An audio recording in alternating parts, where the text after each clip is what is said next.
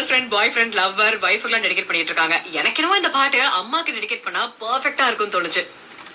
எப்படி வந்தாயோ புன்னகை தந்தாயோ எப்படி வந்தாயோ என்னையும் கொண்டாயோ கேளாமலே கையில் வந்து கட்டி தங்கும் நீ தள்ளாமலே தள்ளாடுற நானே மீண்டும் மனோ நெஞ்சிடுதே என்னிடத்தில் So, அம்மாவோட லவ் அப்படின்றது ஒரு பியூரான திங். நம்மளே என்னைக்காச்சும் டிமோட்டிவேட் ஆகி உட்கார்ந்தாலுமே ஏன் தங்கத்துக்கு என்ன குறை அப்படின்னு சொல்லி முதல்ல ஓடி வர்றது அவங்க மட்டும்தான்.